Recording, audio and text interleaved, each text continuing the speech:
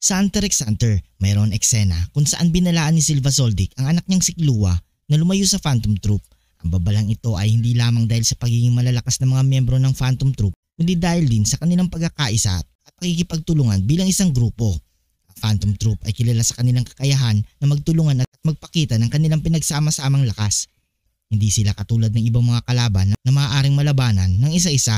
Kanilang kakayahan na magtrabaho bilang isang grupo ay nagbibigay sa kanila ng napakalaking kalamangan sa labanan.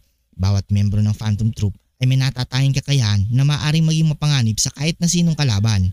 Ang bawat isa sa kanila ay espesyalista sa kanya-kanyang mga larangan na nagbibigay sa grupo ng malawak na hanay ng taktika at estratehiya sa pakikipaglaban.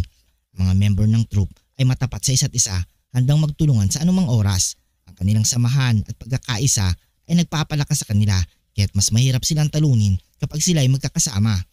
Ang Phantom Troop ay kilala sa kanilang walang takot na pagpatay at karahasan. Ang kanilang reputasyon bilang mga brutal at walang awang mga mamamatay tao ay nagbibigay ng dagdag na dahilan upang iwasan sila. Alam ni Silva ang mga panganib na dala ng Phantom Troop. Ayaw niyang mapahamak si Killua at ang kanyang grupo, kaya't binigyan niya ito ng mahigpit na babala. Alam ni Silva na kahit gaano kalakas si Killua, ang pakikipagsapalaran sa isang grupo tulad ng troop ay isang hindi ka nais-nais na panganib. Ang Phantom Troop ay may malawak na karanasan sa iba't ibang klase ng labanan.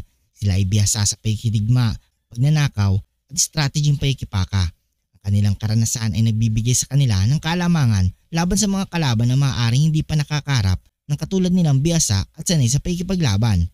Ang mga miyembro ng Phantom Troop ay kilala sa kanilang kakayang mag-isip ng mga kakaibang estratehiya at galaw sa labanan. Hindi madaling hulaan ang kanilang susunod na hakbang, kaya't nagiging mahirap ang pakikipaglaban sa kanila dahil sa kanilang unpredictability. Silva bilang isa sa pinakamalakas na assassins ay may respeto sa lakas ng Phantom Troop. Alam niya na kahit siya ay nagdadalawang isip na harapin sila ng mag-isa. Ang pagkilala sa kakayahan ng kaaway ay isang tanda ng katalinuhan at strategy, kaya't binalaan niya si Killua na huwag magpadalos-dalos. Pamilyang Soldic ay may sariling karangalan at pamantayan. Ang pag-iwas sa Phantom Troop ay hindi lamang para sa proteksyon ni Killua, kundi para din sa integridad ng kanilang pamilya.